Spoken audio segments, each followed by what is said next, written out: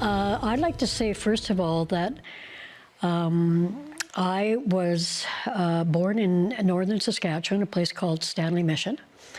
And I had a very rough time when I was younger.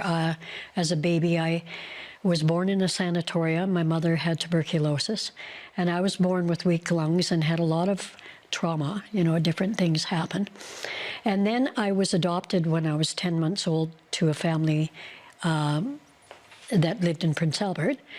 And they moved because my father worked for the penitentiaries, and he was actually transferred to Victoria to work at William Head. So anyway, I grew up here in Victoria.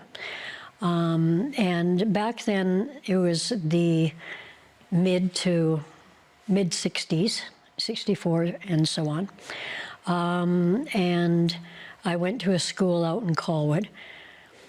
And at that time, First Nations people definitely were not thought very highly. And I had a lot of things happen to me in school because when I went there, there was only maybe myself and maybe another person that was First Nations. And so the kids used to throw stones at me, and they used to, pick on me and beat me up and stuff like that. So thank goodness I had friends that would help me sometimes, especially this one friend of mine. But anyway, then this would progress even into my teens. People didn't want me in there. You said the teachers even were cruel. Oh, the teachers, yeah. I had a couple of teachers, grade 3 and 4. The one teacher, she was quite cruel, and especially to me, and all the kids would go for lunch, and she would take my lunch and hold it up in the air and tell me if I could have it only if I could catch it, right? And I could never catch it. I could never reach it. So I never ate.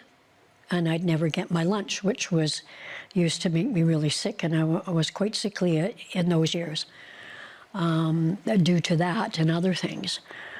But and then I went into grade 6, grade 6, yeah, and had a teacher, and he took his books and hit me over the head with it, and these kind of things would go on, and I got to a point.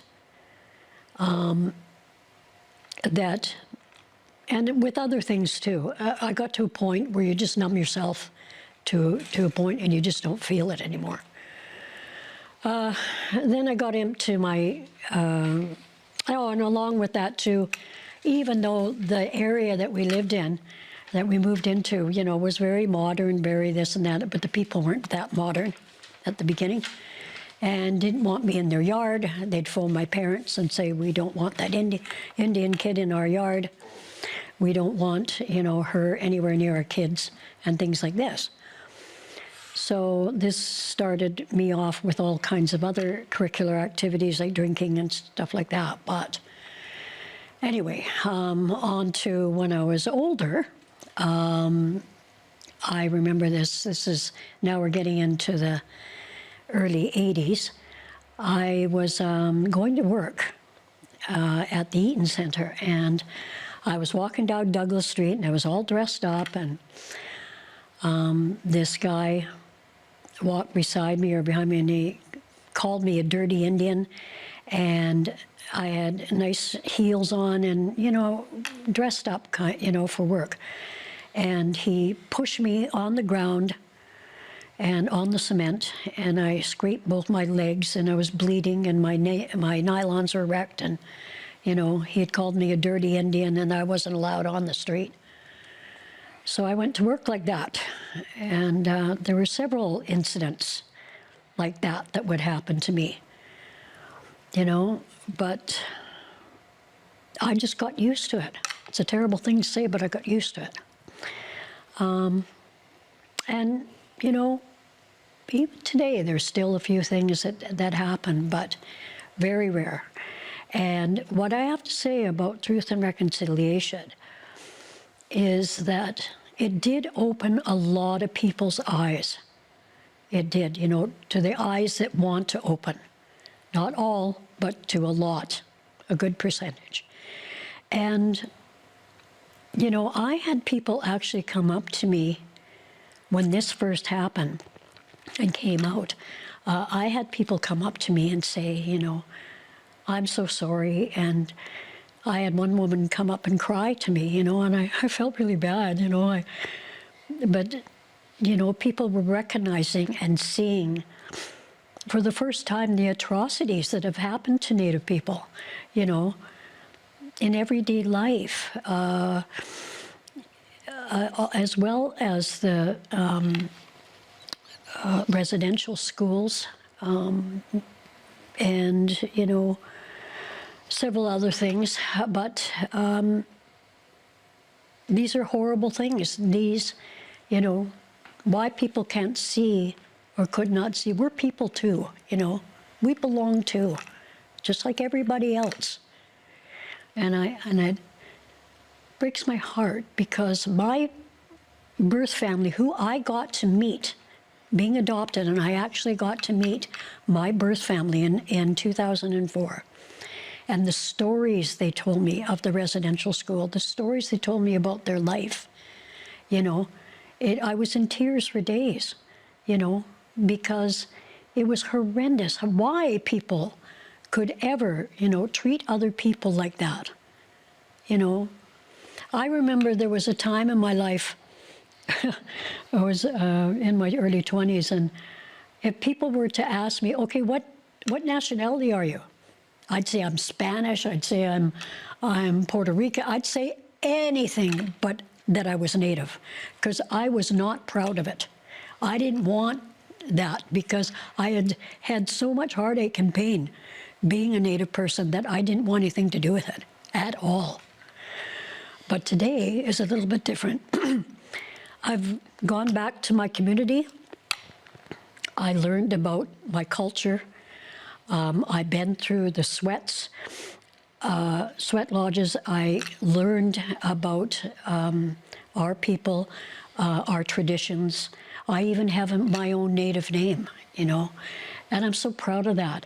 And I want to be able to teach that to my 4 grandchildren that I have, who I'm very proud of. And I hope they never, and I know, I'd hope that they will never endure that kind of, ever get treated like that, ever. And I like to think and believe that that won't happen, because I'd like to think people are now a little more educated and are a little more open-minded and can actually see people for the people and the person that they are, not the color of their skin. I think that a lot of First Nations people, including myself, have become more stronger within. And I think that people are becoming more their own person. You see more people doing, more cultural things. You see communities coming together and producing more community projects. For example, I'm very grateful that I'm able to do a First Nations television program. Other people are very proud of their artworks. People are proud of, a lot of things that they have developed within. And so they're sharing it with the world, and with the city or just with a lot of community. And they're very proud of it. And I think in turn, people are proud of them, and they're enjoying their work. They're asking questions about who they are,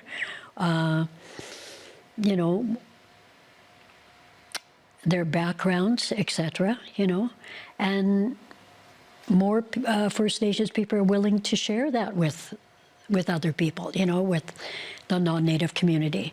And I think that's great. And I think the communities getting together and banding together and helping themselves to help their community is great. That's progress, and that they want to do it. So. It's more happening within First Nation people and communities than it is a government down thing, isn't it? Yes, it is. That's what I see. I see that people are helping themselves, and the communities are helping the people to a point. But individually speaking, I think people are more wanting to do their thing and to show the world who they are. Do you think it's like, it's sort of a nice, it's nice they say this stuff, the government, but have they really acted on anything in your opinion?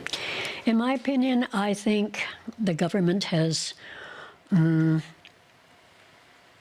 think in some ways they have tried to help people, but there's only so much I think the government can do, really, because they haven't lived it. They have not lived their community. They haven't lived that person in particular, is what I think. And so therefore, sorry, but I don't think they have a clue as to what really is needed. I think the government might have had some ideas that they wanted to help First Nations. Maybe their heart was in the right direction.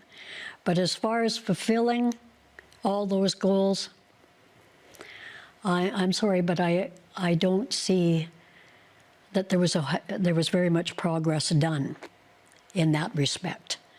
And in some ways it's a shame, but in other ways, like I said, it's made First Nations people stronger within. That's made their community stronger. It's made them want to fight more for their independence. So that's what I see. I think we need to talk about the truths of what has happened historically to Indigenous, Métis, and Inuit individuals.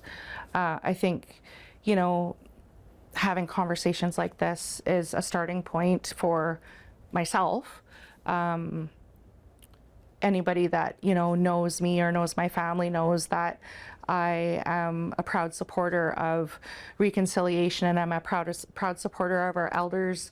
I know there's a lot of people that have done a lot of work on their healing, and there are some people that are still very, very angry. And in some ways, yeah, I am angry about the effects of all of these things that have happened on our people, because I don't know of any other group of people that have had to work so hard to fight for rights or to heal from the effects of attempted genocide.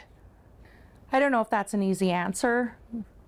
I think our leadership is doing an amazing job, no matter which nation or which territory we belong to. They're still showing up at those bigger tables. They're still having those conversations with the political leaders. I know agreements were made for so many things, and we haven't even scratched the surface of those things, which is sad. It really is sad.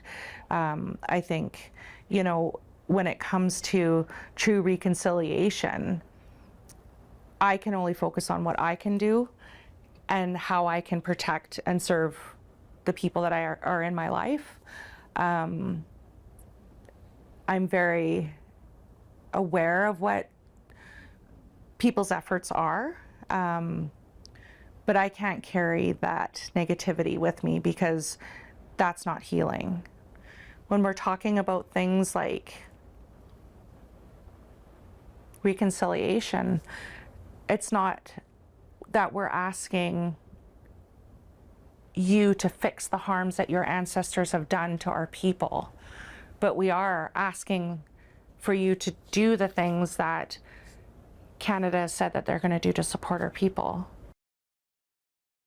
The Truth and Reconciliation Commission gave Canada 94 calls to action in 2015, but progress has been very slow and uneven. While awareness of residential schools has grown, and September 30th is now a National Day for Truth and Reconciliation. The deeper systemic changes like child welfare reform, justice language, revitalization, and healthy equity are still lagging. Impact is seen by awareness and education. More Canadians are learning about residential schools than ever before. Orange Shirt Day, which is what I'm wearing here. School curriculum changes and public conversations have created more awareness. Reconciliation means more than just words. It means truth-telling, healing, and the recognition of our rights, lands, languages, and our way of life. We call on all Canadians to walk with us, not only on September 30th, but every day. Reconciliation is not a single day, it's an ongoing responsibility. Together we can honor the past, we stand strong in the present, and we can carry hope for the future, built on respect, justice, and healing. The 94 calls to action, presently, we still, as family members and community members, we still feel that it's still just sitting on a shelf, collecting dust. And we're looking at several different ways to bring it forward. So we want to be able to, well, what's happening right now is groups are being developed to work on those calls to action. And there are groups in different areas that, you know, are trying to address that and bring the attention to the government that these aren't moving forward. We need to bring them to life. We need to put them into action, since that's what the name is, the calls to action, and there hasn't been any action. They're all there, but they're not moving like the way we'd like to see them. We still see people going missing. We still see survivors of residential school still in the turmoil of their grief, the ones that have lived it. Personally, I have to say that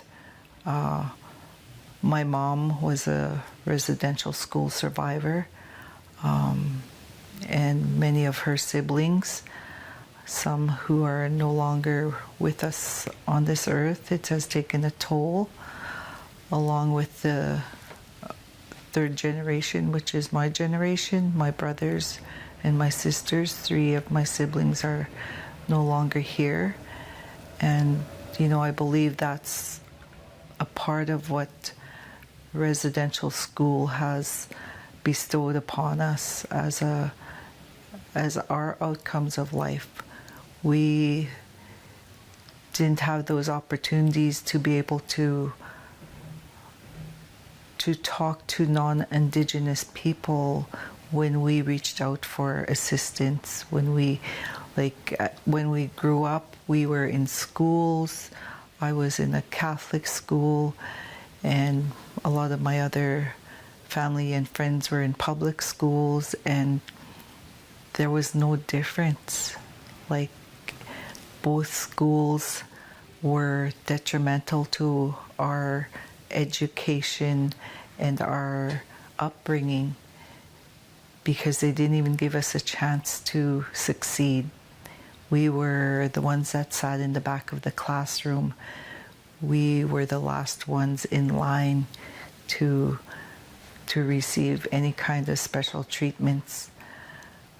We were always the bad ones that were causing trouble in the school. If we dropped a pen, we would get in trouble. You know, just little petty things that it felt like they were always looking for something to put against us rather than trying to teach us. And they really upheld the non-Indigenous children that were in the classes. They had all the stars on their work. They sat at the front of the desk in front of the teacher. They were always the teacher's pet. All these special treatments that these other children received, and we didn't, because of who we were. And we were survivors of, residential school. We were the third generation, but we still, even though we didn't go to residential school, we felt the impacts of what happened to our parents and our grandparents. It wasn't as harsh conditions as our parents or our grandparents, but it was still there. But now it's on record, and I must say that the TRC is the only good thing about it at this moment is that it has given us that opportunity to have all the wrongs that have been bestowed upon Indigenous children, is that it's all recorded. Every single thing, some of the things I just mentioned, and some of those actions, calls to action, are that, Indigenous children are entitled to a good education, good health, well-being. And, that's, for myself, that's all I can ask for our future generations, to be able to feel good and proud of themselves, that they walk proudly on this earth, and that they know that they are worth something, and they have so much to offer this world. Because today, a lot of those young people, or even adults, don't believe that they are worth anything, because we were just totally, brought down to the ground when we were going to school. And so were our parents. So this has been an ongoing occurrence in the public school systems, and we need to be able to change that direction for our future generations. So, this truth and reconciliation, even though it's been in existence for a few years now, it's not everything has come, has moved forward. That calls to actions have not moved forward. So we really need to implement and really need to work together to try to get these all implemented, the whole 94 calls to action. But the one I really stress is to look at the well-being of our Indigenous people, to ensure that they have that education right from the beginning, right from when they start school, and to ensure that they're not falling behind, because that's where it all starts, is the teaching them of who they are and where they come from, and to be so very proud of themselves so they don't have a chance to fall. National Truth and Reconciliation Day. What that means to me is that, we have the opportunity to speak up about how it has affected. It's the truth telling, the storytelling of not only myself, but many other people that have gone through, that have experienced it was called the genocide of Indigenous people, and how they survived it. They're able to tell those stories so that they're not forgotten. A lot of them are being recorded, so it's not forgotten. But I'm really happy that they have a day for it, because there are so many times that, you know, we will talk and talk about you know, things that have happened, and then it'll be forgotten, you know, within a couple of days. But with this, it has brought attention, where it's in the schools, it's talked about in the government, it's talked about in all different levels of society, and we're able to, you know, wear our regalia on these days. But we also have we have this time to gather together and to share our stories and to heal a little bit as we tell those stories. So we, you know, I like that part of it, because it means a lot to me. I get to hear my mom and my uncles and aunties and other elders that have been, you know, been a part of the residential school, and it's heartwarming to hear their resilience. And then when I hear all that, someday I'll be able to pass it on to the next generation and to let them know, so that they will know, and it will continue on, and it won't be forgotten. The calls to action that resonates with me is, I believe, is the one that recognizes, I can't think of the number right now, but it's being able to recognize the truth and the stories of the residential school, the commemorations that happen yearly, and that all across BC and Canada, that there is something there, that a symbolism that recognizes the children that, you know, that have that were buried, that have never come home yet. And so because many of those children that were buried there and that were left in those graves and were not heard of, or were not even recognized or seen, only their families were left with this heartache that they knew their child was out there buried somewhere, but they didn't know where.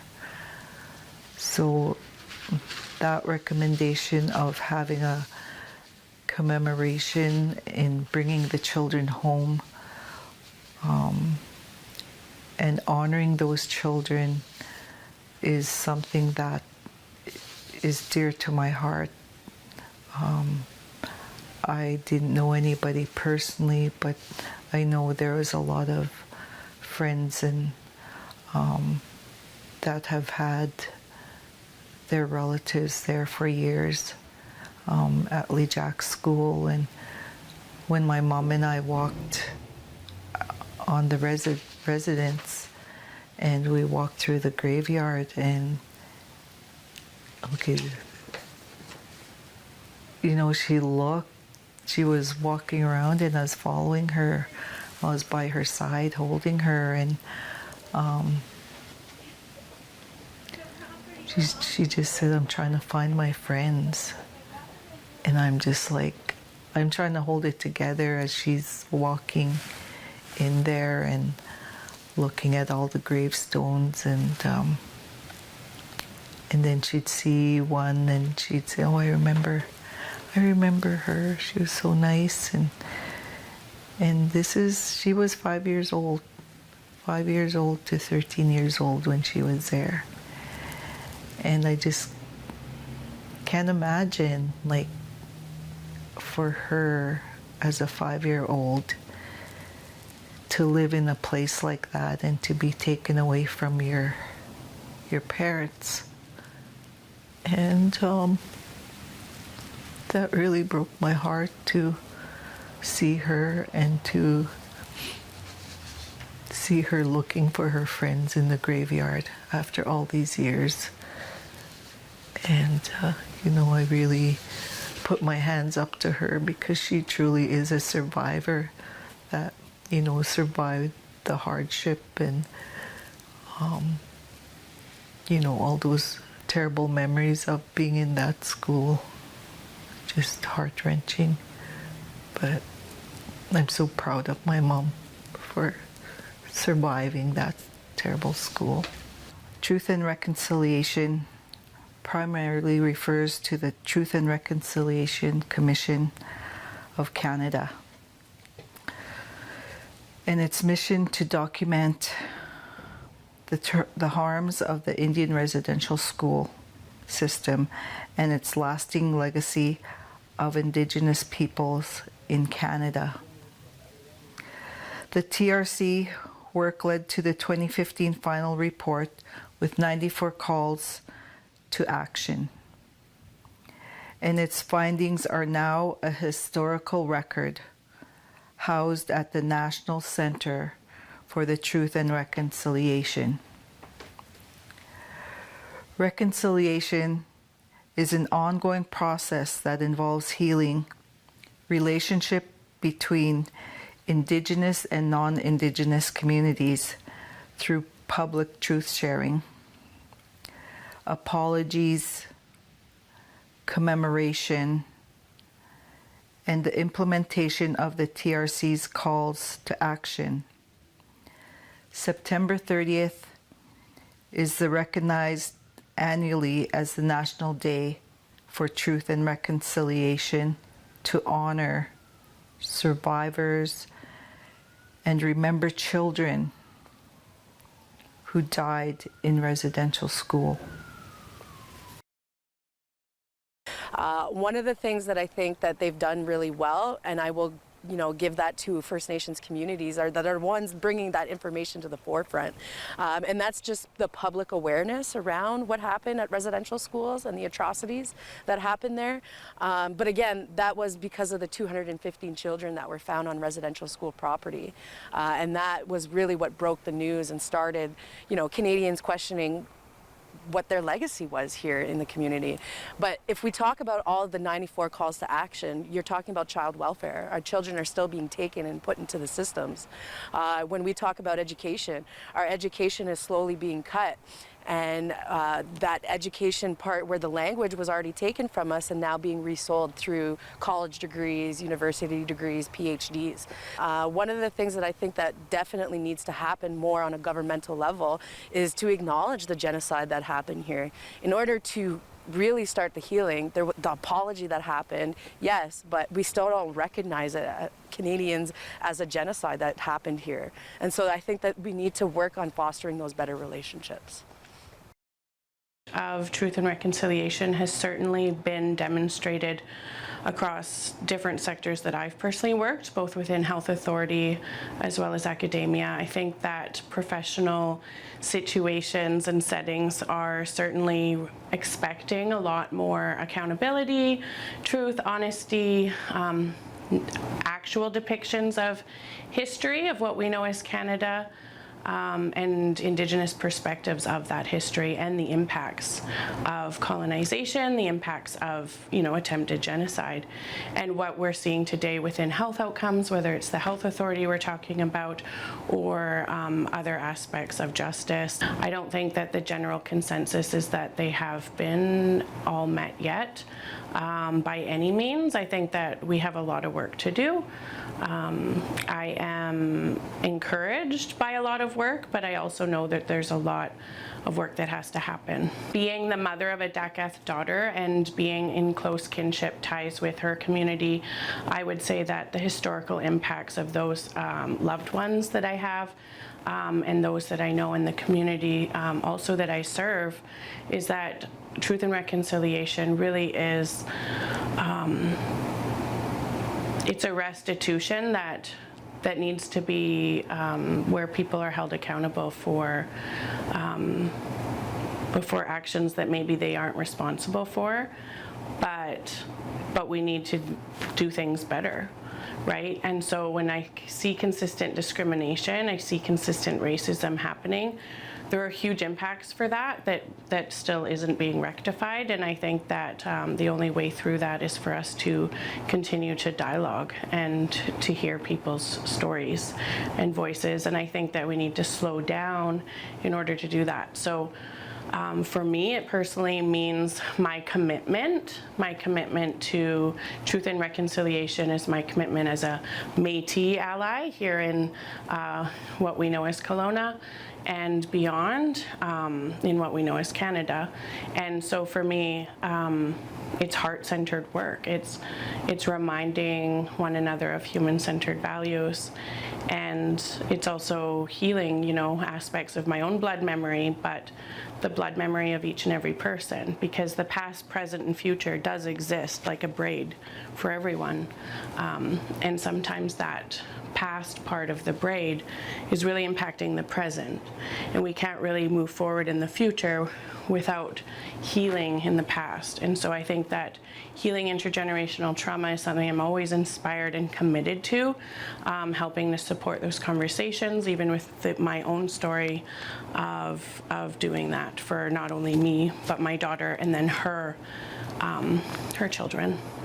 Call to Action 22 is something that is a guiding force for me in my life. So that's where we're called to bring in Indigenous healing practices with Western medicine practices. And I think that when we can weave both together, there can be some really great change solutions, and we can actually start to heal together, because non-Indigenous people can also benefit from the healing practices that come from Indigenous ways of knowing, but we need to blend those together, particularly for Indigenous people when they want to come for healthcare or when they want to come for healing. What Truth and Reconciliation National Day means to me is my commitment to serve those who have suffered impacts of colonization, including my family, loved ones, my own ancestors, but also the responsibility of the community of nations of people, because we live here in what we know as Canada on unceded lands.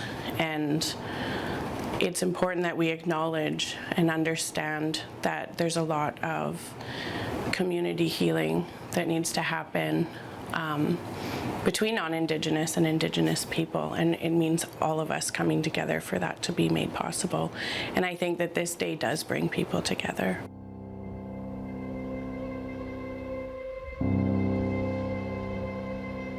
It's a day to reflect that yes, it happened, but we're resilient, we're stronger together, we have and hold the answers and I guess the mechanisms to heal in a good way, to not just survive anymore, but to actually thrive. So it's a day to honor our ancestors, honor those that had to endure what they did, those that didn't get to come home. But it's also an opportunity, and I think a duty as a leader is to not let it become just a day. It's a life. It's who we are. And so that day we have the opportunity to educate the non-Indigenous. We have the opportunity to bring to light and bring to surface true, meaningful connection through that truth. And it gives the opposite reciprocating end the opportunity to find the human in them, find the heart in them, to gain a full perspective and understanding, to then look at steps forward of how they become a part of the change, how they become a part of the implementation of the 94 calls to action. I think the progress is really slow. I think that there could have been a lot more action induced at the forefront, which shows commitment, right? So many of the actions, it requires accountability, and it requires collaboration to help those come to fruition and help those to be something that is actionable. And that hasn't happened. That hasn't happened to its true sense. I think that at a very superficial level, it has, in areas where it's comfortable or where it's fitting for colonial systems or government practices or organizations. And then there's some that is very intentional and rigorous to the true intent of what the action is, be it just a Canadian citizen or a standalone organization where, again, they've allowed themselves to gain a better understanding of who we are, where we came from, and all the atrocities we've had to live through. We're still here. And so they truly believe the truth, but also commit themselves to be a part of change, to create a system of change that isn't a continuation of those practices. So as a First Nations leader, I feel that there's still a lot of systems in place that are still assimilating. There's still a continuity of what happened to us in the past. Therefore, to its true intent of why they were developed, when they were developed, and how they were to be implemented, not a lot of true effort, in my opinion, has been put towards that, where we want to be a part of the positive change, the opportunity for healing, and healing as a people's, like healing as our own, but also healing as a collective. Because sometimes the truth hurts, sometimes the truth is ugly, sometimes the truth is damaging, but we have to accept it in order to move forward. And I think every First Nation, no matter where you are, wants the opportunity to move forward in a good way. But the only way that good way can happen is through true collaboration and true understanding and respect, which means honor the truth, and we'll all pave a path forward that is derived from who we are in a real cultural manner, and that's reconciliation, because it also provides an opportunity for relationship that is based on accountability, transparency, and trust. And then we move forward as a collective. So calls to action 13 to 17, specifically around language and culture and the right to learn our language, the right to speak our language, the right to teach our language. We have those rights, but we also have a responsibility. We know that, to learn, to continue to keep our languages alive. But it needs to be one of the biggest issues as a leader that I have right now is how the federal funding regime works towards language. Our language, the Ktunaxa language, is a language isolate. It is so unique that there is no other language like it in the world. And there's a true spiritual connection to that, and our language is tied directly to our land. It was given to us just like we were derived from our land.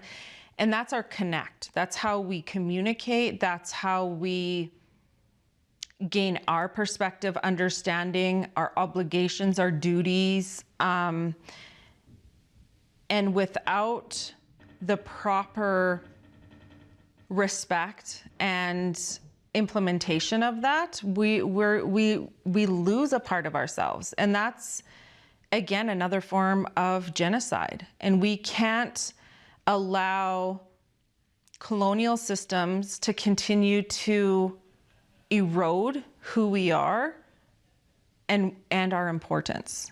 And instead, those calls to actions are calling upon the government to implement systems and process, policy and understanding in a way that is going to uphold that.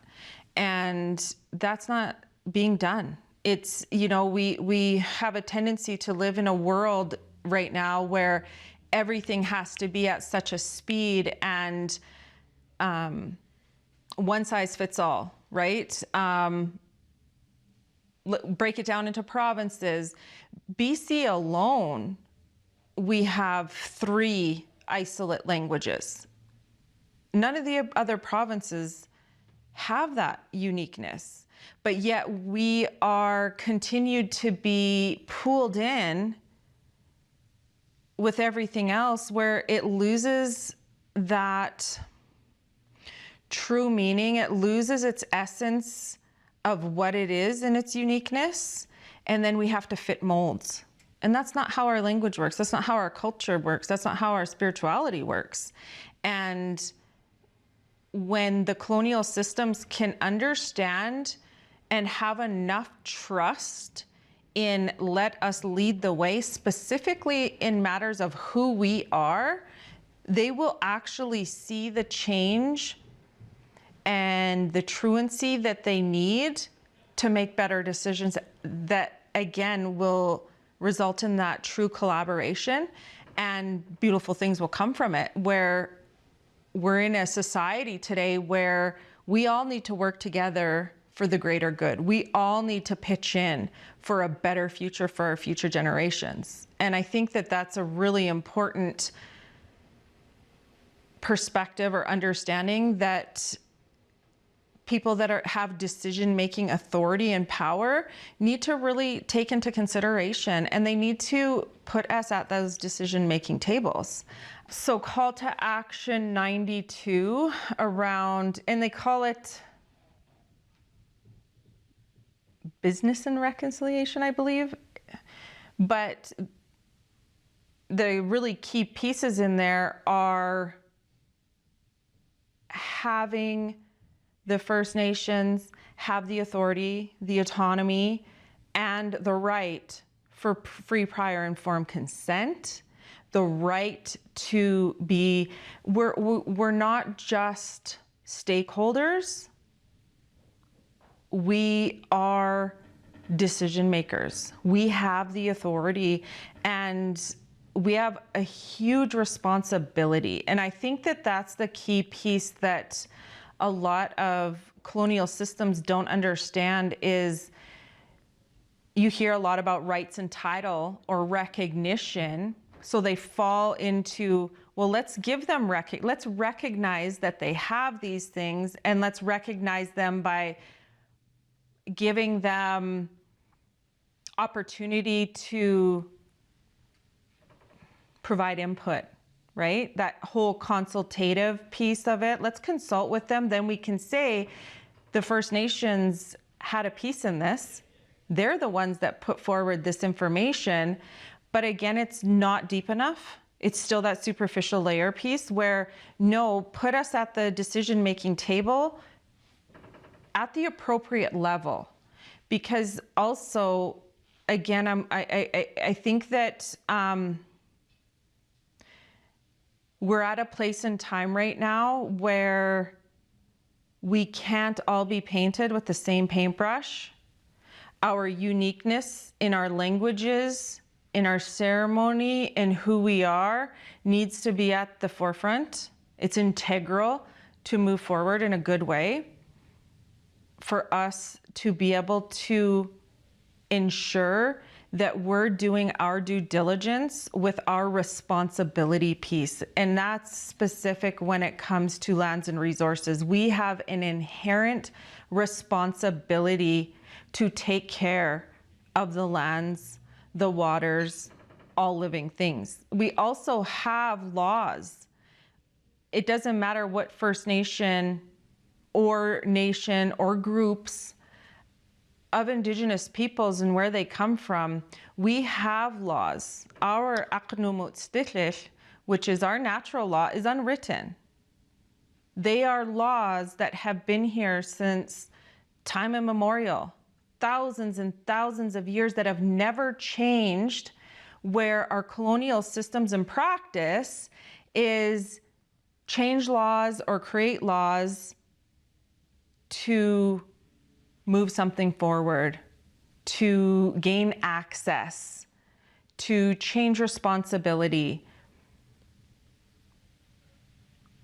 We don't have the authority and autonomy to do that because those laws were gifted to us to uphold as being humans on the lands that we come from. And those laws need to be the foundation of all that we do. And that's within our creation story. That's our constitution. Those are our covenants with Creator to see those through. And the more opportunity we can have to authentically show up and authentically bring forward who we are as a Kanakhanik for Yakut Aknukliat First Nation, the more opportunities there are going to be for true transparency, collaboration, and insight into the future of all mankind, all humans that live within our traditional territory. It's not just for us that we're doing it, it's for everybody and everything. But we need to be given the decision-making authority that we deserve, and we need to be given the space to honor our rights and responsibilities just as much as the rights and responsibilities as the provincial and federal systems uphold. Truth and reconciliation, I would say they have to invest more in mental health and addictions, and then also the funding with proposals and people starting businesses. And that's what I love most about Cape Breton, is just our dedication to that positive energy. I do know that there has been a lot more land acknowledgements and a little bit of information, but personally, I definitely would love to see more opportunities. Myself, I'm 8 years sober from cocaine and alcohol, and a part of my sobriety and recovery was maintaining a healthier lifestyle, and by doing that, getting my mental health in check, my addictions in check, but then also creating opportunities for entrepreneurship. So I think that if we can invest more into not only Indigenous communities, but all communities, we're all suffering the same circumstances with addictions and mental health. So I think if we invested more in that, and then kind of the after steps, the approach afterward, and kind of like giving the proper tools. I know the Chamber put on a lot of micro-credential courses, like basic bookkeeping, accounting, proposal writing, and just taking those opportunities and those small steps. It's all about small communities pulling together. I love the little markets. I'd love to see more of that going on with just the vegetation and stuff. But yeah, I'd say definitely invest in people, and then provide opportunities with funding for Native and non-Native businesses to operate. It's great to be acknowledged, and I think that's the first step, is that the country and some communities are willing to say, hey, what we've done in the past wasn't right, it's not working, and let's take steps to learn how to move forward. So in that, like, I've had people reach out to me personally, close personal friends that are non-Indigenous, but they just didn't know where to start or how to get involved or how to become a better ally or how to support. And basically what it comes down to is, the past is the past. I'm glad they acknowledge it. but I reminded him that moving forward, the best thing we can all do is start with the future generations and letting them know how close we all really are, and that there is no division, there is no higher and lower, communities or standing in communities. And our politicians, our leaders all had a chance to speak against large corporations clear cutting our trees, polluting our waters. And but yeah, I think we just have to always consider the next 7 generations. So I think the best step in reconciliation is to make sure the classrooms, the schools, and just our families and our communities talking I guess talking the talk, that we're not at all different. Well, it's really important because I think we have to remember those that came before us, the resilience of the people, of our ancestors, to be present that day and remember that, but also to think of them because going forward, a lot of what they went through will still work for us today, moving forward.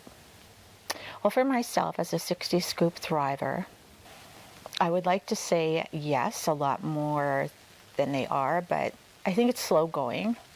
But it took us years to get here, and I think it's going to take us years to get more of a head start on it, I guess. I think 94 calls to action is a lot for people to take in, and I think when they look at it or they see the full report, it's just a lot. When really, the calls to action, if you just take a look at the bold highlighted ones, there's a lot of doable little things that we as individuals can do. The one I think that really is good for me would be number 17 call to action, and it says enable residential school survivors and their families to reclaim their names by waiving any administrative costs. And for myself, it would be so important because in the late 1800s, early 1900s, we had our name taken away. My last name was White Horse Rider, and I would love to have that back. I really need to know where it came from, because without that history of who I am and the resiliency of my relatives, I don't think that I would be the same person. I don't know how to describe it. It's just really important to know that, I come from a family of beaters. It's important to know that I come from a family of leaders, because growing up, a lot of that was taken away from us through residential school, through the 60s scoop, through oppression. And I think regaining that gives us a sense of pride right here. No, I just appreciate that people take this one day to recognize our ancestors because of the land that we sit on, because Indigenous people were here for hundreds and hundreds of years before Europeans arrived here. And I think that's important to remember who was here before and where they went. Oh, I think I've had a lot of people actually, I've met a lot of people along those same lines. And I think what we need to do is hold space for one another. I think sometimes people make assumptions about Indigenous culture. And when you meet face to face and they're able to ask those questions or tell their side of the story, it's a time to learn and unlearn things together. It goes both ways. We certainly have the territorial and land acknowledgements are becoming more frequently used with organizations and agencies within, certainly our area here. As well, it's brought a number of things to the forefront, certainly in the Kootenays with medical health and Indigenous people has been a huge impact for all Indigenous people within the Kootenay area for sure. And that is a result of that.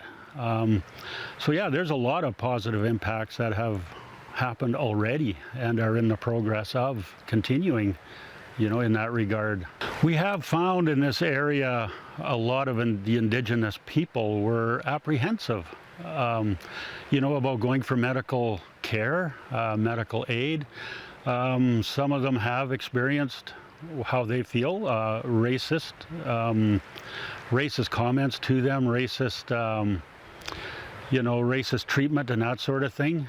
So through that, with the local nations, we have established a collaborative, and it works under the umbrella of Interior Health Authority, and there's been a lot of progress made through that. You know, there's a lot of things that have come from that. You know, we have Aboriginal or Indigenous patient navigators to help Indigenous people navigate through the health system. We have been established as, you know, rooms within the hospitals that ceremony can take place, smudging and other ceremonies that were not there before. That was some sort of, you know, it just didn't happen in the past. So it's things like that that really, really impact and improve medical help for Indigenous people. Yeah. But it's open to any denomination, any religious denomination, and which includes also Indigenous spirituality. So it gives that opportunity for the smudging and the ceremony that helps with healing. You know, the emotional and psychological and mental aspect is sometimes more important than the physical treatment. Yeah. So yeah, it's been a real benefit. So it's things like that where I've seen these calls to action really impact people, and certainly in our area. Certainly there's lots of room to go yet. You know, certainly not disputing that, but it's a move in the right direction. And every day and everything that we can do to improve, you know, what those calls of action are calling for is certainly a day of progress. It means the acknowledgement of all the First Nation, the Inuit and Métis children who were forced into the Indian residential schools. I was not personally, but I do have a cousin who was in a residential school. And I think of her often. I think of all those children personally, and certainly this day is a day to remember more, you know, more intensely, and think about what those children went through and the families of those children for so many generations. You know, it was a terrible thing. And so for me personally, it has a family connection, but also it's that day of remembrance for those who went through the school system, for those who passed away, who died, for those who, you know, experienced the abuses, and those who survived but still live with that, with the trauma of going through that experience, and their families. I mean, there's generations of Indigenous people who, you know, and it's well documented, had no idea how to be parents, and that filters down to the children, it filters down to, you know, society and how you feel as an individual Indigenous person living within the society, and for, you know, Indigenous people to carry that, it's a big load. It's a big load, you know. It's not that long ago. It's not that long ago. You know, the last school closed in 1996. That's not very long ago. There are, you know, people my age went through it. Younger, my children could have gone through that system. And so it's a day of awareness for non-Indigenous people. It's a day of acknowledgement, and acknowledgement is a big thing. There's truth and reconciliation, and that's the day. There is the truth of what happened. There's the acknowledgement of what happened. This is truth, it did happen. And that is a big factor, you know, and then there's a reconciliation of that. How do you move forward reconciling that? And that's where the calls to action, you know, for the reconciliation part of it.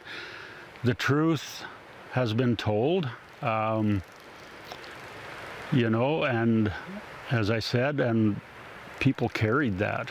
We weren't allowed to speak about that before, and now we are. Like, we couldn't gather years ago to acknowledge our own ancestry, really. I mean, I hid it myself for years. my family did, because it just wasn't cool. It wasn't something that you broadcast because there was racist. There is still racism, you can't get away from that. But I think our story has been told. Now everyone knows the story. So now comes the reconciliation part of that. As I said, in a good way, in good spirit. I do work with a lot of students. I work with the school district as a knowledge keeper, and I work with our Selkirk College as an elder in residence. So I see a lot of the younger generation. And what I do in the schools, I see that it's coming from the kindergarten children. So that will be brought with them as they progress through life. And as well as, in the college, we can speak about things that we couldn't talk about years ago, for a lot of reasons. It took me a long time to even, for me personally, to even admit to other people that I did have Indigenous ancestry, because there's a certain amount of, you're not good enough kind of thing. And but I'm not seeing that with the students now. In the school system, it's part of the curriculum, and I love that. I do weekly visits to our primary school, and I see that as it's part of everything within that school system. And so for them, they will just grow up accepting it, and it'll be just another, a more of a normalized part of life. I see a real big change that way. I didn't admit who I was going to school, but now I see children, other Indigenous children are proud of it, and they should be. You should be proud of who you are. No matter, who you are, you should be proud. By and large, though, I'm proud of my ancestry, but I'll admit there are days when, it's I still have that feeling of, what are they thinking? Maybe I ain't, maybe I am lesser than. So that stigma is there with some people, but I'm finding as time moves on that is lessening, but it is still there. And some of the students and other Indigenous people I do work with, that is still there with them. They carry that because of, a lot of factors, societal factors that, and I see racism becoming even more prevalent now these last couple of years, and that's really disappointing, So, yeah, it's still there. It is racism in general, not only against Indigenous people, but from people from other countries, other ethnicities, and that's disappointing. Everybody wants to get through life. We all have the same goals, and we're all human beings. And yeah, so it is disappointing that we still are faced with that in 2025. And as society, as the children and youth grow up now, it'll lessen too, I think. That's my hope. So I look back at the 94 calls to action and being a part of the growth in the Métis Nation, Saskatchewan, I believe the Métis have been left out of the equation. I know Canada uses the term Indigenous people, but does it really include the Métis? To some degree, we have seen success with the MOU and framework agreement, which led to a core governance agreement with Canada and with the Métis Nation Saskatchewan. We've seen funding agreements created on post-secondary education, early learning, housing, and so on. And we've seen real results because of that. But that is nothing related to truth and reconciliation. Reconciliation has to come from within and our people, and we just don't see the right resources there. In conversation with our provincial counterparts, we have to focus and remember that institutional concepts are not the way forward for our Indigenous people. Well, I look at child welfare. The Bill C-62 came out, and our team has internally been working hard to engage with our citizens. And what does it really look like for Métis taking care of Métis? Well, we all know our family structures in our small Métis communities, and how important the family it is for family to take care of each other. And we've seen it with the cookums, the mushums, and the aunts and the uncles, and keeping the families in those culturally safe spaces is important for their growth and their connection. And we need to ensure that as we continue. But I look at education and how important that is in today's society. Without education, you don't really excel. And with the education funding agreement that we do have with Canada and the Métis Nation Saskatchewan, we've produced real results. Over 11,000 Métis citizens have access now to tuition and books covered in post-secondary arenas or institutions. And because of that, those over 11,000 students will now become contributors to society, the economy, and of course, more importantly, they'll feel good about themselves and have a purpose, right? So those are the actions. You look at language and culture and how important that is.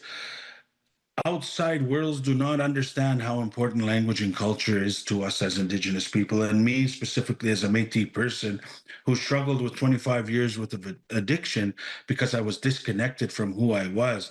It was at 38 years old I started making decisions and putting in the work to change who I was, to reconnect with that spirituality, that culture, that language, that land base that gave me a sense of purpose, a reconnection, and now I'm more grounded. I have my wife and my kids back in my life. I've excelled. I'm alcohol and drug free, and I'm now a minister within the Métis Nation Saskatchewan government and working to make the lives better for all our Métis people across the homeland. But that language has purpose, it has meaning, it is important to our people. We have to reconnect with that. We have to ensure that it carries forward for generations to come. Further to that, health is important to us. And as the Minister of Justice, I talk about health because institutional concepts will not heal our people. You box our people in like me with personal lived experience for 25 years. Being boxed in, I was unsettled. I said a lot of things to the ones that tried to keep me in that small space, and I can't say that here, but boxing us in doesn't work. Institutional concepts don't work because you're closing us off. You're isolating us, and we're already isolating ourselves from who we are and the realities of everyday life. Therefore, we need to find a different way forward, and that is through cultural healing. And that is what did it for me. There was no institutional treatment program that did it for me because I manipulated those systems, because that's what addiction does. It teaches you how to survive, how to manipulate, and I did that in every treatment center that I went to, even the detox. And I did it. That led to me hurting and manipulating systems, processes, and more importantly, my families, right? So it doesn't work for our people. We need to get them out on the land, connect them to who they are as a people, our culture, our language, and find our purpose through actual healing. For the Métis Nation, this National Truth and Reconciliation Day means a whole lot because it is a reminder to society that we are here, that we've had hardships, that we have a history that needs to be corrected, and a story that definitely has to be told. As an intergenerational survivor to a father who attended the Alacross Residential School, which still hasn't been fully recognized or even acknowledged, he took his experiences to his grave. I didn't understand his choices throughout life, throughout our childhood, until after he passed, because it was only after he passed that his family, my aunts and uncles, explained to us what he endured, what he experienced, and that he was a survivor of the Alacross Residential School. And it was then I was able to connect and make sense of all of his choices rather than be angry and hurt and continue down that path, right? And so you have the gaps of understanding, the gaps of connection and education. The National Truth and Reconciliation Day is also a reminder that we are changing generations of attitudes towards Indigenous peoples. And you can only do that through education, awareness, and that day brings that forward, but we need to do more.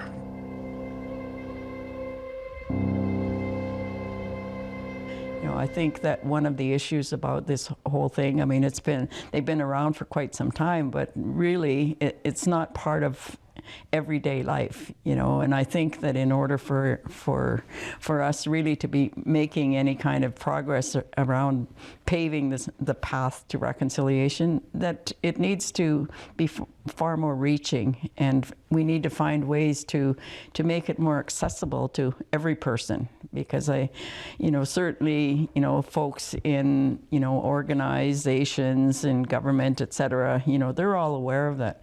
But I would suggest that if you were to do an interview of the person on the street, that you're not going to get a whole lot of knowledge, and that to me is unfortunate. I think part of it is just through conversation, and then obviously having the opportunity to present to various groups. And I think, certainly a lot of that is happening, but it's still, I don't think it sort of extends beyond, beyond boundaries of organizations or, structured opportunities to do that. And but I do want to commend folks. There are certain groups that are, that are making efforts, and I think that that's extremely important. But at the same time, we got to think about how do we get the messaging out in a way that is non-threatening and is friendly and accessible, and making it part of our conversation. I certainly think that there's some of the calls to action, provide that opportunity to do that, and we need to take more advantage of those that raise the sort of the information that raise people's consciousness in general, and for people to recognize this isn't about government doing something. This isn't about somebody else doing something. It's about each and every one of us doing something. We haven't made it a part of our everyday conversation. And as we're leading into the National Day of Truth and Reconciliation, that hopefully that we can do things that people understand that that's not just a day off. It's not just, it's just not a thing that you don't have to go to do whatever it is that you do. That there's a reason for it, and that you need to understand that reasoning for it. And then also recognize that in order for it to move forward, that it means talking about some uncomfortable truths, and that's really the challenge that we have, because a lot of times people don't want to go there. They don't want to have to face the fact that a lot of the things that they're, that they have in their lives today are as a result of something that happened, some very wrong things that happened in the past. And, to be able to acknowledge and recognize that it's very difficult. I mean, human nature being what it is, they're not, human beings don't want to make things hard. We want things to be easy. We want things to be comfortable. We don't like to be in uncomfortable situations. So we avoid those kinds of things. And we have a tendency just to be really very surface, very small in terms of what our interactions are. People will want to, don't want to talk about, some of the things that are foundational to the reason that we even needed a Truth and Reconciliation Commission. There's some reason for it, and it just didn't happen because somebody came up with a good idea, and it wasn't somebody being nice. It was because of some very wrong things that occurred in our history, and we have to acknowledge those, and we have to understand them in order for us to go that next step of getting somewhere and dealing with this in a meaningful way. Well, I think it's certainly an opportunity for us to be able to talk about some of the things that I've referenced earlier, some of the uncomfortable truths, that we do need to address. And I think it's an opportunity for us to celebrate who we are and the fact that we are still here. We still exist despite all of the things that have taken place in our history that were set out to eliminate us, that were set out to make us go away because we were an annoyance, we were a nuisance, we were we were troublesome, we were in the way. I mean, so here we have an opportunity to find ways to have that conversation in a way that hopefully doesn't turn people away, and recognize that we can talk about these things, and we can begin to getting to the place of turning the page. But we're not going to do that until we acknowledge and recognize that truth and reconciliation came about as a result of some very wrong-headed notions in this country. Well, I think the one that I constantly speak about anytime that I have the opportunity is the one regarding the education system, because I think about the education system providing the opportunity for people from a very young age to learn the real truth and to be able to grow up with that. When I think about myself, I attended the public school system, and the kinds of things that that I was subject to, and as a result, the people that I went to school with were subject to. I mean, obviously, as a child, I didn't question them, but now as an adult, I think some of those things that we were taught were so wrong. They were so wrong in so many ways, and so I think the fact that there was such emphasis on the education system, to me, is an extremely important thing, particularly when you think about the emphasis on making sure that the teachers are taught differently.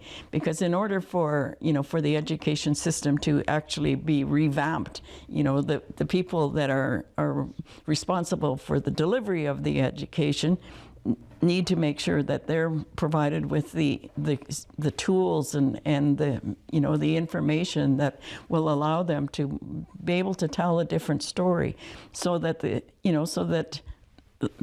small person that is starting their learning, their structured learning in the education system will be given some of the truths that I've been talking about, that those truths will then grow with them, and they bring that into their lives as they become adults. Because it's really concerning to me that some of the things that I hear from people today that are younger than me, and they're racist, they're wrong-headed, and all of these things, and people are saying these things, and I'm thinking, what's wrong with this picture?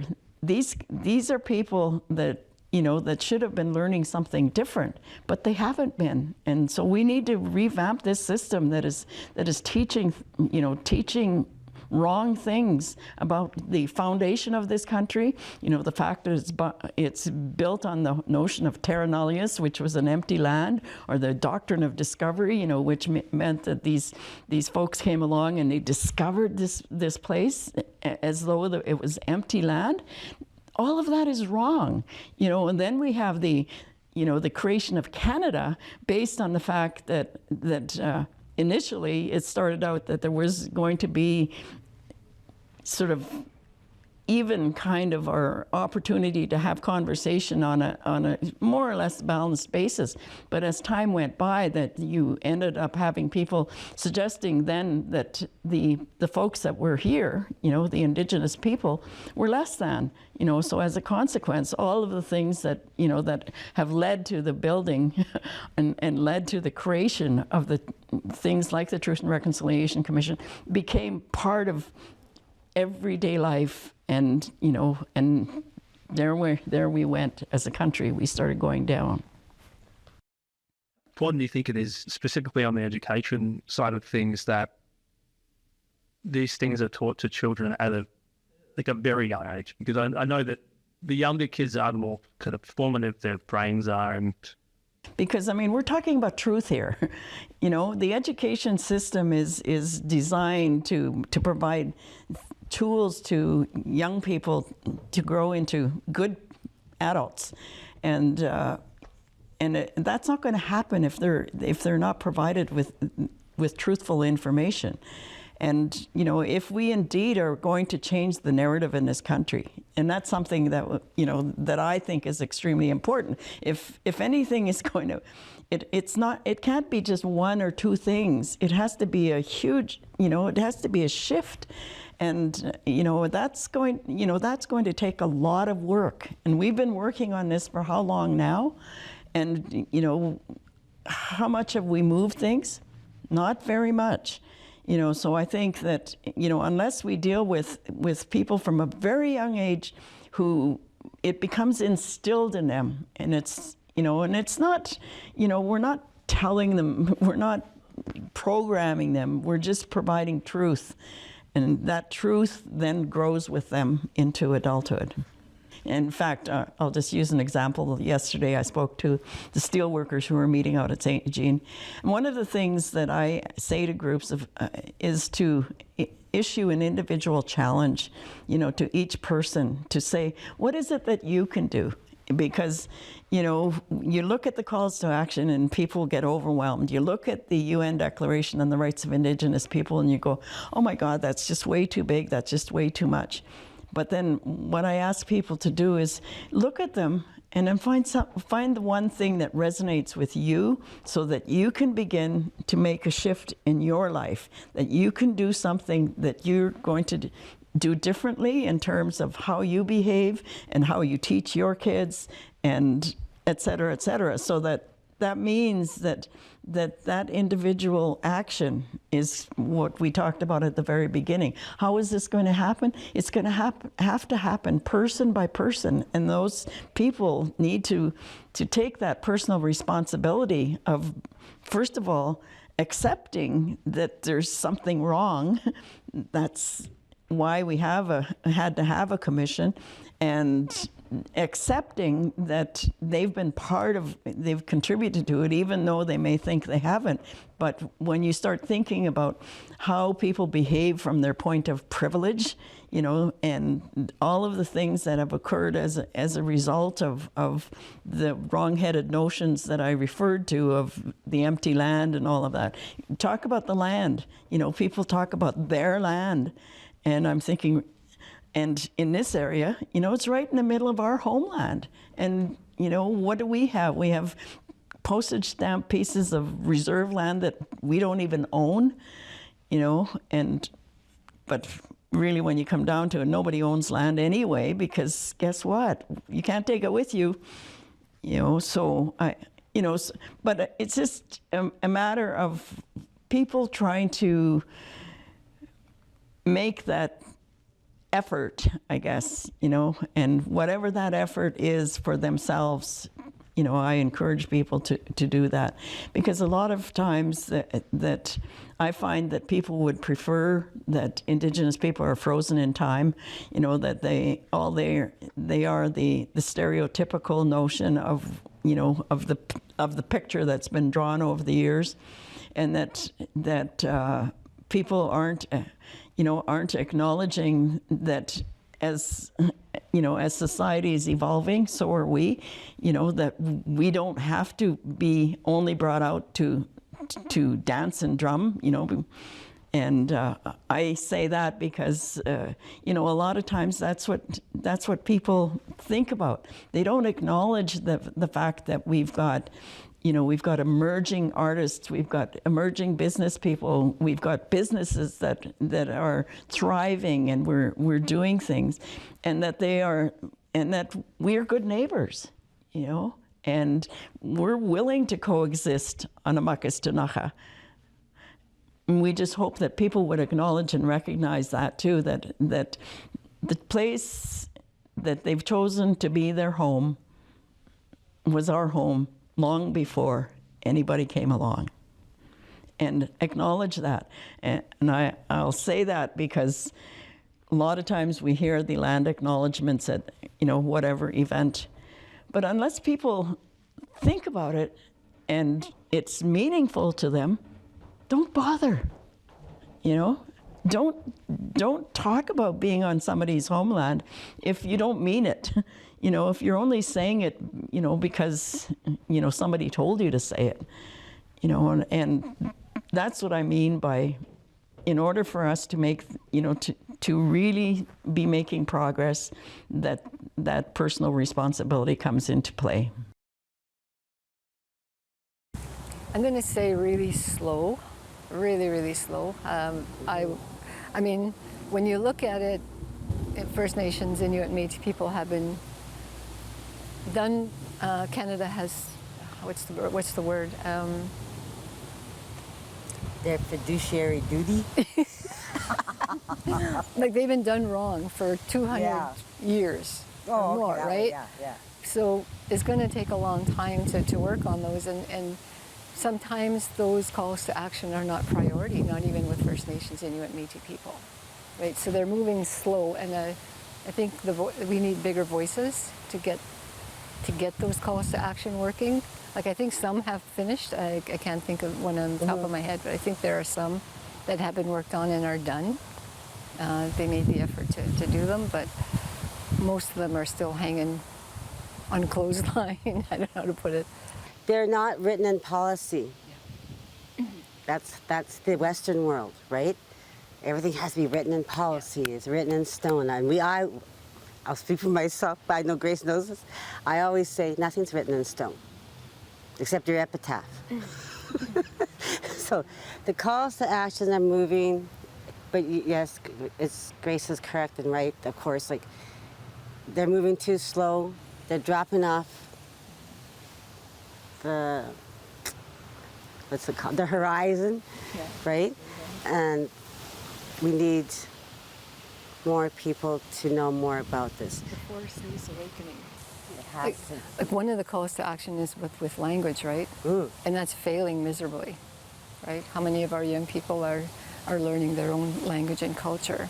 Like they're bouncing back and forth from, like, oh, there's someone teaching over there, and then they go and get those teachings, but that's not even from their own community, right? So they're missing that community language, community culture. They're missing that piece, like. Or no one's going to be able to speak Cree or Dakota or any of the languages. And so if that drops where we're going to be, then we're not on shared lands. How do you honor the treaties, right? It all ties together. The climate comes from the treaties, taking care of the land, right? See, I'm just reflecting on that because we do this every day, and it's rewarding, but it's sometimes really tiring too. It's just all ties in together.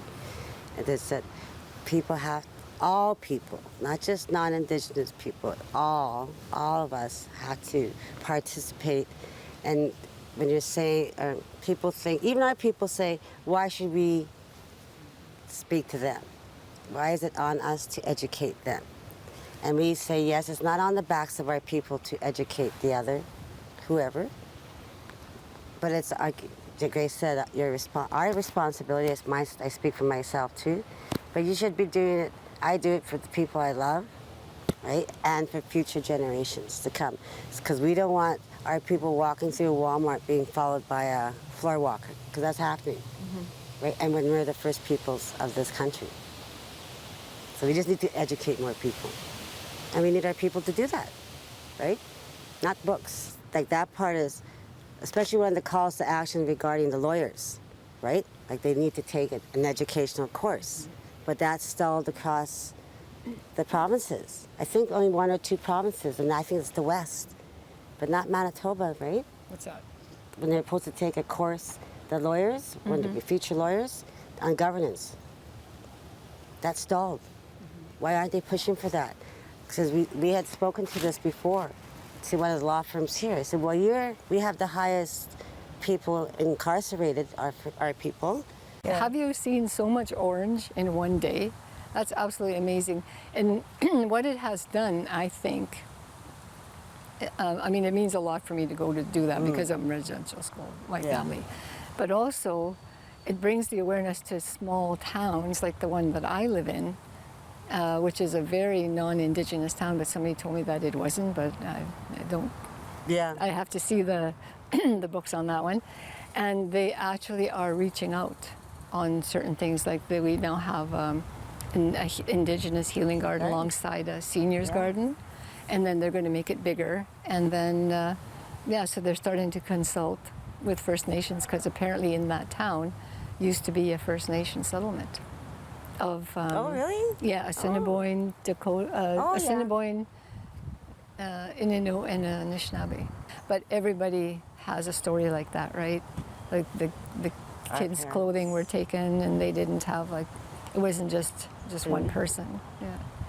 And everything they ate, everything they stood for was taken away. So there's a lot of work to be done, and I don't think I'll see a change in my lifetime.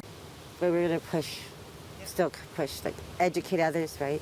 Phyllis Webstad, she's got a book, just came out on this experience of why people are missing that message of what does reconciliation mean? Do you know the stories behind all this? So see, people don't. It's not their fault because the government hid it, right? Right? So we walk for the nation, for everybody, for that day. And it's not a stat holiday. People need to get out and participate and get out there. Because I don't see walks going on in Toronto, not as big like Winnipeg, right? So we need this big picture. We need to lead. We are leading in Canada. When it comes to the Truth and Reconciliation Commission's 94 calls to action, we have seen moderate progress. Depending on where you get your information from, you will see that there are about 13 or 14 calls to action that have been addressed to date. However, a lot of criticism around the calls to action is connected to the amount of structural change that's needed. So when it comes to the calls to action that have been addressed to date, a lot of it can be considered low-hanging fruit or easier calls to action that have been fulfilled. Those addressing the child welfare system, the economy, those connected to the justice system, as well as to our grander structure in Canada still need to be looked at and addressed. One of the most common questions that we get asked is, as an individual, I don't actually see my name in the calls to action. I see the federal government, the provincial government, municipal government, but it doesn't specifically say, hey, Kayla Johnston, what can you do for reconciliation?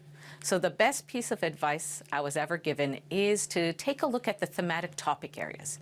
Find one that speaks to you. And it might be sports or media, it could be youth programming, or maybe it's justice or health. And using your passions, interests, network, and strengths to help advance education and awareness within that call to action and help propel it forward. The National Day for Truth and Reconciliation means to me is what we've heard from survivors, that we need to be able to put truth first before reconciliation. We have to be able to understand what this history and the impacts has had on Indigenous communities today and really think about what is my relationship to reconciliation. And this is a yearly commitment. One of the biggest mistakes to really think about is there is no finish line. There is no vantage point that we can get to and say that we've achieved reconciliation. It requires an understanding that we have to go back and think about what our relationship is today with communities and how we can improve that relationship. I've been with the National Centre for Truth and Reconciliation for 10 years now, and prior to that I was with the Truth and Reconciliation Commission of Canada. So one of the things I've gotten to do over the year is speak with not only survivors, but intergenerational survivors and communities. So getting to have that firsthand understanding from those individuals, from those communities, I get a better sense as to the status of reconciliation in Canada. And what I always like to share is that when we look at reconciliation as a relationship, oftentimes we're focusing on the big picture because those are important changes, but those changes often happen very slowly. I don't like the topic when it comes to reconciliation is dead. I understand it's a very real criticism for the fact that we have governments and agencies saying one thing but doing another. But I can't discredit the amazing things that I'm seeing happening across Canada.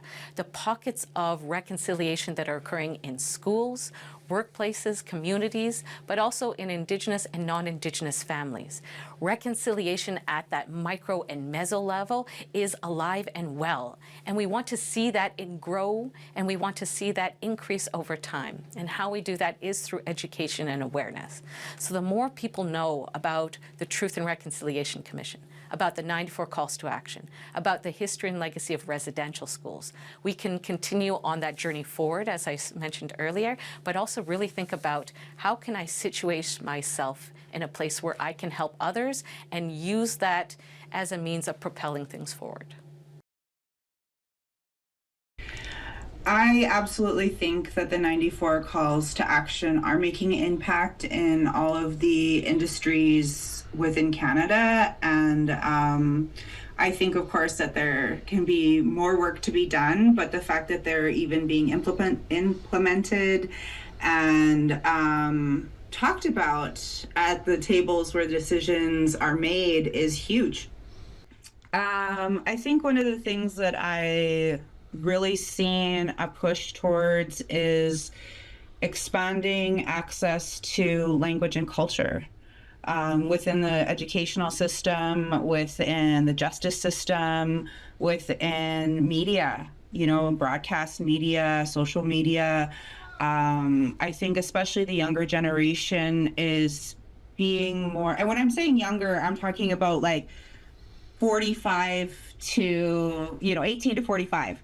I think that particular generation, those particular generations are more mindful and want to learn, and so the calls to action have really opened a lot of doors to conversations that have been needing to be had. I feel that the 94 calls to action, like I said, have opened a lot of doors and really ensured that our voice is being heard in policymaking, in self-governance. Like, we had a whole way of life and belief systems before everybody else came over here.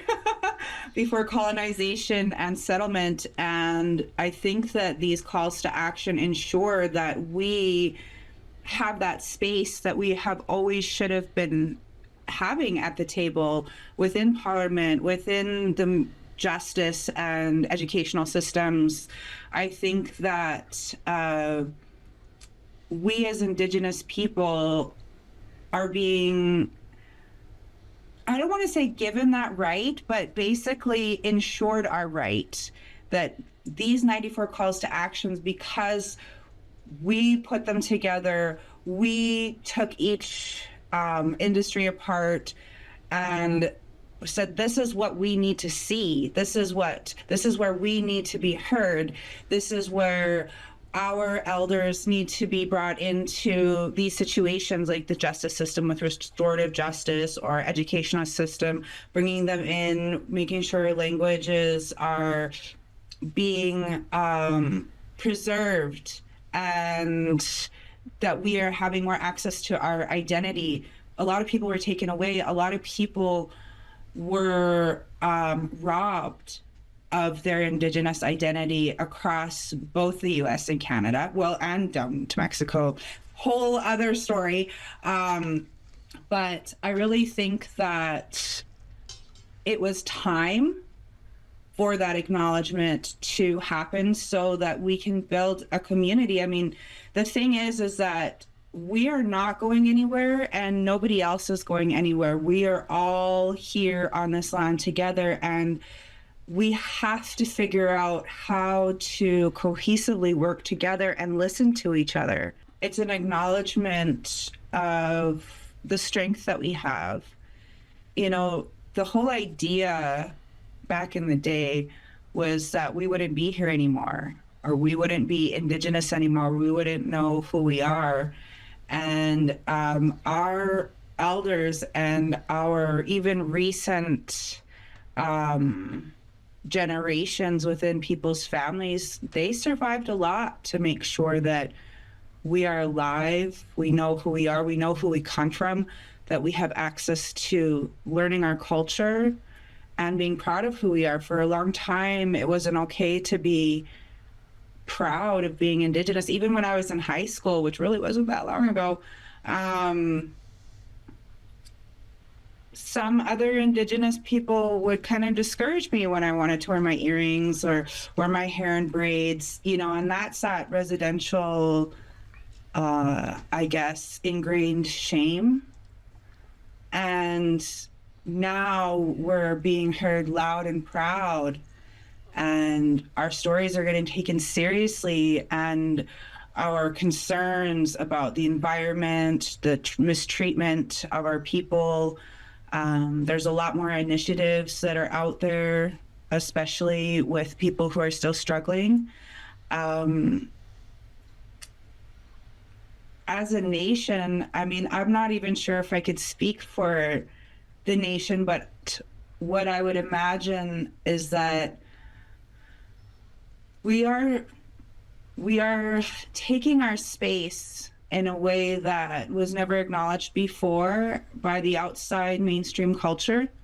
And like the Blood Tribe, Kainai First Nations, has the biggest reserve in Canada.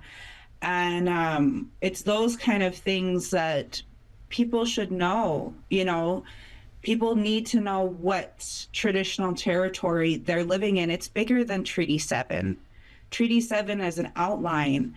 Our traditional territory as Blackfoot people goes from the North Saskatchewan all the way down to the Yellowstone and out into the prairie and along the Rocky Mountains. Like, we know that. I think that Truth and Reconciliation needs to be showing that, or is showing that, or is starting to implement how to put that knowledge, the greater knowledge of what traditional territory you're in the conversations, instead of, oh, this is Treaty 7. Well, actually, this is Blackfoot country, and within Blackfoot country, there's a lot of different nations that live here. And so I think that because we have Truth and Reconciliation, TRC, all that kind of knowledge that we know and that our neighbors might know, but the greater mainstream society is starting to learn, and they should know where they are. They absolutely should know where they are and how to start interacting with the people who take care of the land and have taken care of the land since time immemorial. Number 84, media and reconciliation, like taking our space within a bigger broadcasting system and getting our stories told, or having our reporters on the news, funding other programs like that, podcasts, really inspiring creativity within the mainstream culture. And then I would definitely say number 55, we call upon all levels of government to provide annual reports or current data requested by the National Council for Truth and Reconciliation so that it can report on progress towards reconciliation. And then there's a whole list under that about what the reports and data would include. And I think that's really about accountability. Like, okay, Government of Canada, this is what you asked for, and now we're showing you what we need, and this is how we want you to step up in your accountability with all of these reports, because then they can't go back on anything that they may have promised or said that maybe there was some kind of miscommunication. It's all right there about what we want, what they need to do, and how we expect it to come to us. And then lastly, I mean, they're all amazing, but I think that number 13, under language and culture, we call upon the federal government to acknowledge that Aboriginal rights include Aboriginal language rights. As a daughter of a residential school survivor, residential school warrior, as I should be saying, as Wab Canoe says, they were warriors. Everybody that made it through and who didn't come home, all of those children, they were warriors. They were taken far too young to have to learn how to survive on their own. And we have to acknowledge that. And so my dad refused to teach me Blackfoot for a long time, especially while I was young in school, because he was afraid that I would go back to school with an accent. And I didn't understand what that meant until I was much older. And people were talking about the abuses that happened in the schools. I don't know what happened to him beyond what he told me, but it was pretty violent. And so I think that number 13, the language is how we communicate with the land. The language is who we are. The language is what the spirits of the land remember and how they remember us. A lot of people will have Blackfoot names, or in some other places they call it a spirit name. I always say a Blackfoot name because that's how the land knows me. And I'm still learning my language. We, as Indigenous people within the community, not just my community, but the greater Indigenous community, we're still really healing. And I think that the fact that there's such a huge push back on the eradication of our cultures across the board just speaks volumes to the strength and the connection that we have to not only the land and spirituality, but to our true selves. In Blackfoot, Nisitipi means real person. And so that's who we are all becoming again, wherever you're from, whichever Indigenous culture and community that you're coming from. As you work through your own truth and reconciliation with your life and what has happened to you because of colonization, you're regaining that. You're regaining who you are as a real person. You're coming back to your true self.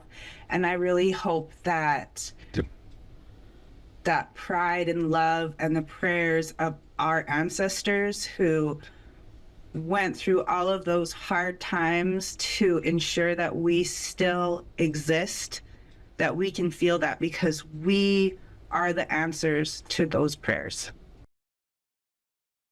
For me, and I think those close to me, it's a really important day that we have, a National Day for Truth and Reconciliation. It was, I will say, one of the easy calls to action to accomplish. I think it could have probably been done sooner. But I think it's really significant that there is a day set aside to remind all Canadians that this is part of Canadian history. And it's also a really important day for Indigenous folks to gather and to remember their family members and to think about, you know, what the next generation holds and how we work on healing for ourselves. It can be a day that's full of a lot of pressure and emotion. There's a lot asked of Indigenous folks by non-Indigenous folks in terms of learning and education. And certainly reconciliation is something that can happen year-round. It doesn't just have to be one day. But I am glad that that day was set aside and recognized. And I do hope that folks don't just see it as a day off of work, that they really use it as an opportunity to talk to their friends, talk to their neighbors, talk to their kids and their family about the history of residential schools and some of the current disparities that exist for Indigenous people in Canada. And in terms of the 94 calls to action and their impact, I think when the calls to action first were released, there was a lot of interest in them, I think from citizens. I think in the citizenship in Canada is where the most impact has happened with those calls to action. But a lot of the calls to action require government support, government funding, or government leadership. And I think with a lot of the more substantial calls to action that take more work or more time or policy change, there's still a long way to go. If you look at the work done by the Yellowhead Institute, you know, we've got maybe about a dozen calls to action that are actually complete. Many are underway, but they're not complete. I think what has actually made even a bigger difference than the calls to action themselves really was the news from Kamloops. And I think it was an awareness of the idea that it was children that were impacted by residential schools, because often when we speak to survivors or interact with survivors, we're meeting them as adults. But I think the news from Kamloops really had people connecting with the idea that this impacted children. And I think that touched their hearts. And the work of reconciliation isn't really just an intellectual process, right? It is very much about heart work and engaging with that. And so I think that's where we've seen even more interest and more changes, actually, probably from the news stories and the interest of Canadians in that. After Kamloops, there was a lot more media attention on residential schools and on the impact it had had on children and communities. And the general public, I think, became much more aware. And so that led to a lot more interest in places like Woodland Cultural Centre as the site of a former residential school. It put a lot more pressure as well, I think, on Indigenous communities to, engage with folks around this history, which is a history of genocide, and that can be really hard, even for our staff here. But I think in general, it really did make people a bit more empathetic and a bit more aware. And I think people really got a bit, upset that they weren't aware of this history, I think is a really common reaction that I saw. As we get further out from that original news and that time, we do see a bit more denialism happening, especially just given the current context that we live in politically and socially. And that is also very, very difficult for Indigenous folks. In terms of the calls to action, the one that resonates the most with me is call 67. And that's because of the sector that I work in. I've worked in museums my entire career, and I really do believe that museums can be a space for good.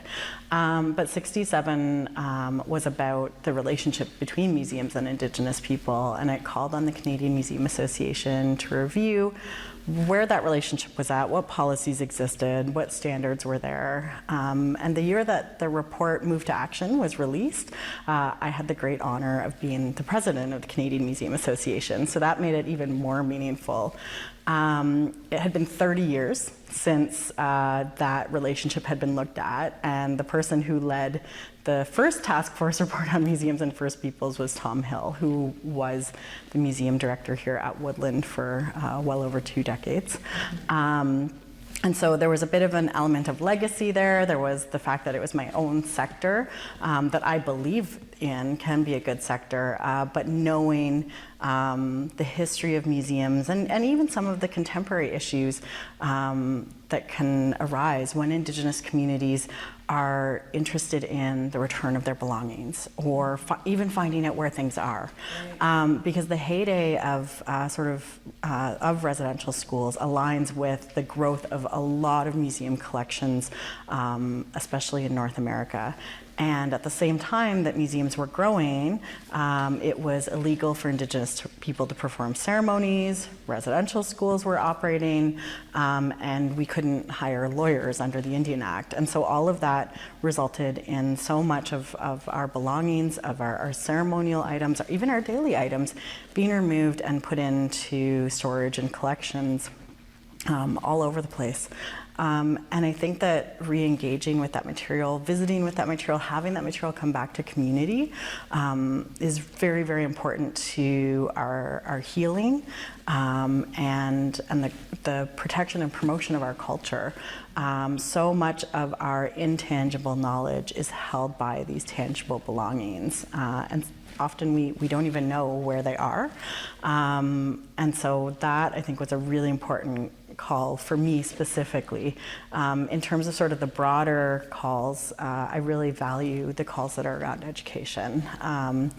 I think that education is incredibly important to the work of reconciliation. It's really difficult for us to engage in these conversations between Indigenous people and the larger, society in Canada without that base of education and that knowledge about residential schools, certainly all that we still have as Indigenous people and all that we hold dear, and that relationship, historic and contemporary. And so I think those sort of that one specific call, but those broader calls around education, and not just education sort of as we would maybe think of it sort of like at the grade school level. There's calls for journalists, there's calls for lawyers, there's calls for healthcare workers, and all of those are really based in knowledge building and education. And so I think those are really important. It's a nice day when we can talk about the subject of reconciliation. Let me start off by saying that reconciliation is not about casting blame. Getting back to your point about progress, yeah, I think there are some people that aren't happy with the progress, but from my point of view, when we look at, the greater understanding that's created as a result of more awareness, I think I can say that I'm quite happy with the progress. I mean, obviously there's some areas in health and other areas that we could see probably more progress, particularly with the Jordan's principle, which is one that we're concerned about in our community. Well, I think when we look at reconciliation, I always say as an elder, it's a three-phased approach. The first phase is looking at history and understanding what happened in the past. Things like, for example, we never had the right to vote till 1960. You're looking at residential school systems, treaties. Our veterans, when they came back, didn't have the same rights and privileges that other veterans had. So it is an understanding, perhaps, of what happened in the past. Forgotten promises, treaties, etc. The second phase is what I call indigenization. That's adopting the worldview as well from an Indigenous perspective, whether it's design of buildings, whether it's talking about different aspects of nature, where we are here today, etc. And then the final one is the journey towards continuing the journey of reconciliation, which is really creating a better understanding where we can collaborate and work together and make this Canada a great place. Well, I think it's interesting. I think the day itself, one could argue or say that it's a day of understanding, a day of really feeling good about the past to some extent, and understanding where we come from. It's healing in many regards as well. Well, I think there are a number of ones. I think there's two that probably resonates with me. One is United Nations Declaration of the Rights of Indigenous Peoples. I think that's very important as we move forward within the context of where we are now as a country, with creating our own economic development and path forward. The other one I think that's relevant for me is 92, which is business and reconciliation. I go back to my days at university, at Queen's University, sitting in an MBA class, for example, and listening to the prof saying, okay, when you do business abroad, whether it's Japan, whatever, you have to understand the culture. You have to treat them with dignity and respect. You have to really understand what their culture is all about in dealing with them on a day-to-day basis as you're negotiating deals, etc. And I looked around and said, hey, what about our own backyard here? And I followed that up. I had an opportunity with another employment where I got funding, and I took second-year MBA students from leading business schools, Dalhousie, McGill, Queens, and York University, a number of them, where I took second-year MBA students as part of. I asked the colleges or the university to make it part of the curriculum, so they would go into a First Nation community as part of a course, and they would understand a little bit about what the culture is all about, because they're going to be future business leaders. But more importantly, also be a forum for ideas for the people in the community. They want to flesh out ideas. Fast forward to where we are today. That had nothing to do with where we are today. But where we are today, I see, for example, when we're dealing with reconciliation, particularly as it relates to proponents that come into our community, they get it. They understand. When we sit down and talk to them, we say we really have four pillars, economic, social, cultural, and environment. There has to be balance between those four pillars. They get it. They understand the consultation. I always say we need 500 cups of tea to develop a relationship, and they get it. Government does not get it, unfortunately. That's the sad part. And as we move forward, in that regard, I think it's very important for us to collaborate and work towards reconciliation, the ongoing path of dialogue, more understanding. Because reconciliation is about understanding. It's about creating a path forward as we move forward. It's not about casting blame, as I said earlier on. It's about moving forward. And, at 76, I look around and I look at this beautiful surrounding we have here with our beautiful falls, You know, the birds, the animals, the trees, the rivers, the streams, Mother Nature are all talking to us. We have to start listening. You know, we have to start listening and understand that the way forward is to work collaboratively towards things. You know, I'm 76. The Creator's got the door open. I'm saying, wait a sec, too much to do. Too much to do as it relates to, you know, relationship building, moving forward. And I think economic development is a key solution forward. So that's why I choose recommendation 92.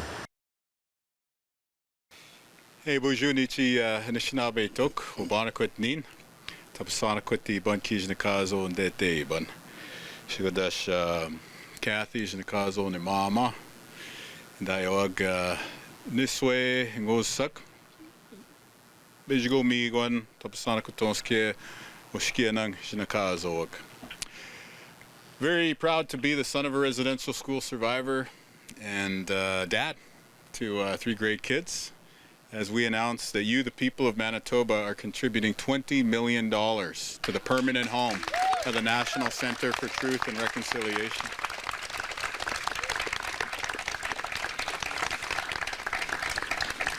This is about the survivors, and that's why I'm proud to stand with Big Bird, Eugene Arcand, here today, as we had lunch and exchanged, you know, hockey war stories. He's obviously got a more storied career than me. He said, I was a sniper. What kind of player were you? And I said, well, I'm a tryhard. So I don't know where I'm going, but I'm going there really fast. But it's about the survivors, but really it's about the young people.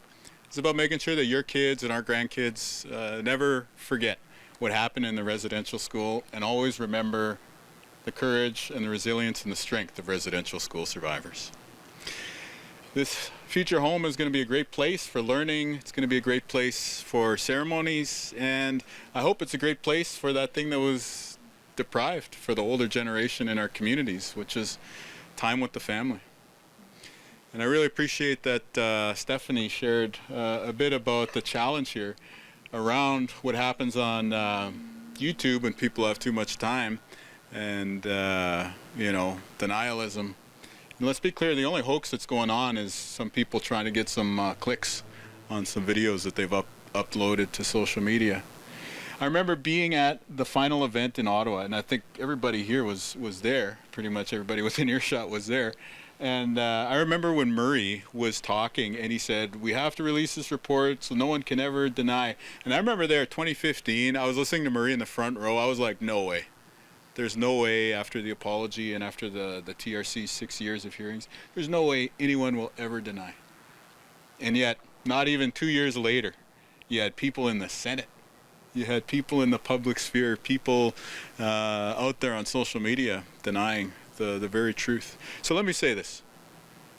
My dad was taken away from his parents and put in St. Mary's Residential School. He shared a bunk bed with another kid named Migoons, also known as Louis Strong. Louis Strong died in that residential school and is buried on the grounds of St. Mary's.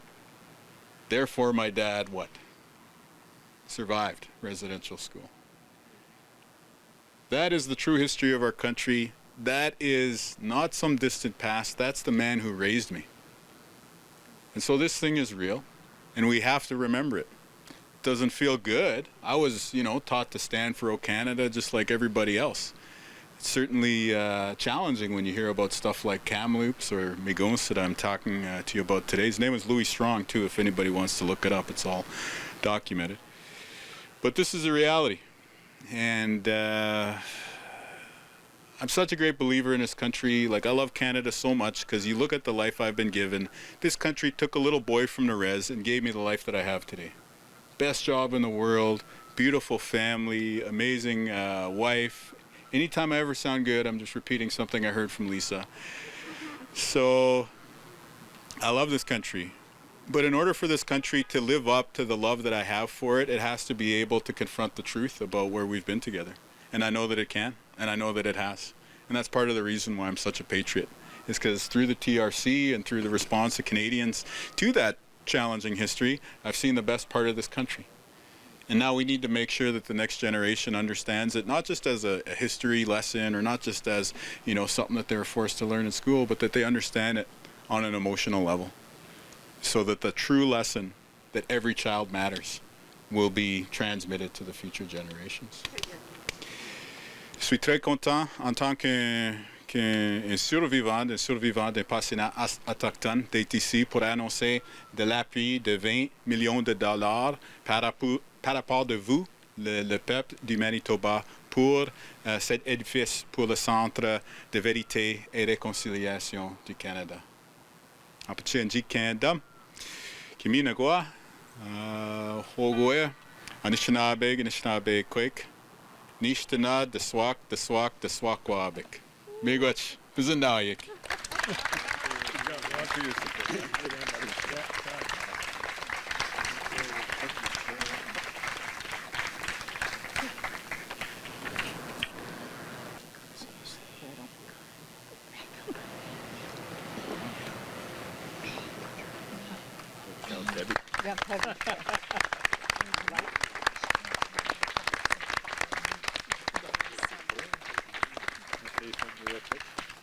Yeah.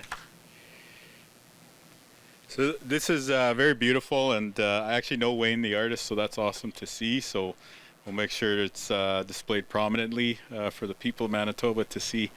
But I was sharing with the Survivor Circle and Stephanie and her team earlier today that the name of their institution, Beijing Miigwan, it's the same name as my son, who just started university here this year. His name's Beijing Miigwan Lone Feather. And so it's interesting how things work out like that. It was my dad who gave him that name before he was born, the guy that I was talking about, the Survivor Residential Schools.